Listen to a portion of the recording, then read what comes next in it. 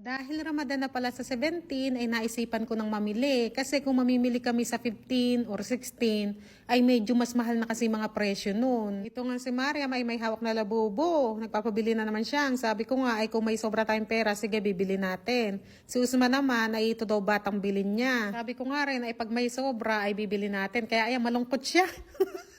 Inuutusan ko nga, sabi ko maglagay kayo ng asukal dito. Ito palang mga bibilin ko ay hindi para sa akin. Para to sa mga bayaw ko na may asawa na.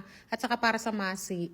Ang masi pala, yun yung tagalinis ng biyanan ko. Bibigyan ko rin siya. Ito palang asukal na ito ay tag 5 kilo. Akala ko 3 kilo lang yan. Ngayon tinignan ng resibo ay 5 kilo pala yan. Medyo mahal na pala ang asukal ngayon. Kasi ang 1 kilo ay 150 rupees na. Sa peso, mga 33 siguro. 33 pesos ang 1 kilo ng asukal. Tumitingin nga rin ako ng tsaa dito. Hindi ko nun malaman kung anong tsaa ang iniinom nila. Kaya yung mga bata, inutusan ko, tanungin kay Ami kung ano yung bibiling kong tsaa. At ito nga daw ang bilin ko. Yung tagkalahating kilo lang ang binili ko. Ito naman pala ay mantika. Ibibili ko nga rin sila ng mantika. Tagi-tagi isang piraso lang ha. Hindi tagi-tagi isang kahon. Tagi-tagi isang piraso lang. Ayan si Maria mo. Nilalagay niya rin dyan yung mga pinipili niya. At bumili na rin pala ako ng bigas. Tag 2 kilo lang sila. Yung tag 270 lang ang binili ko. Itong isa ay tag 330. Pero mas maputi ito. Pero yun naman ang niluluto nila. Yung tag 270. Kaya yan na lang binili ko. Kahirap pa nga itulak nitong cart na ito. Sabi ko, sira yata. Tapos nakita nung lalaki. Siguro nahihirapan ako. Sabi niya ay palitan natin.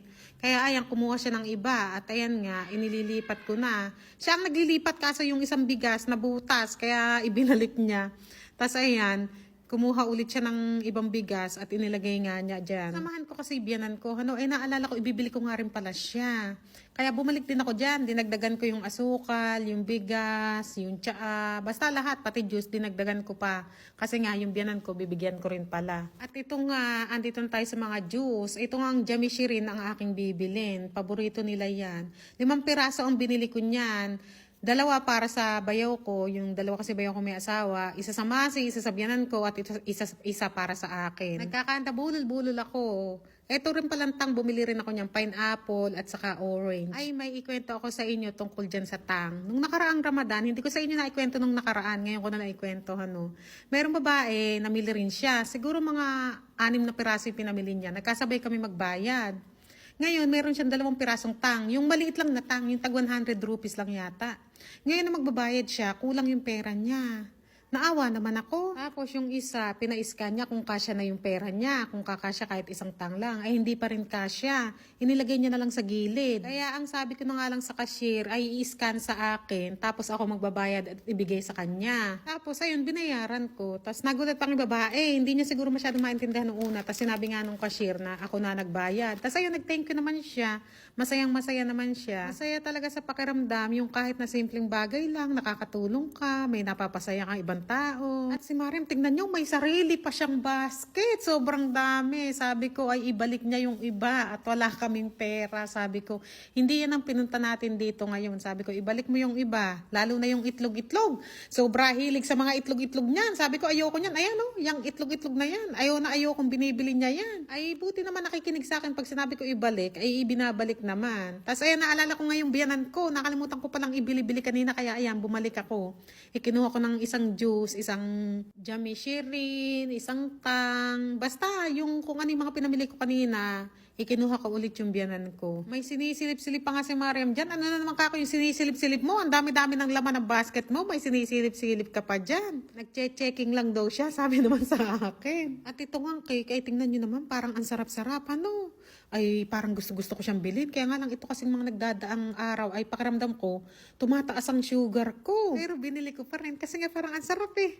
Tingnan nyo si Mariam, binabayaran niya na yun sa kanya. Kahit wala siyang pera, ipapatuwid niya na yan. Kaya ako pala nasabi na parang tumataas yung sugar ko kasi nga nitong mga nagdaang panahon talaga, nitong mga nakaraang linggo o buwan ay nahilig ako sa cake. Lalo na nung umattend ako nung birthday ng anak ng isang Pinay sa Multan. Ang sarap ng cake doon. Meron palang gawaan ng cake doon na ang sarap ng cake nila. Hindi sobrang tamis.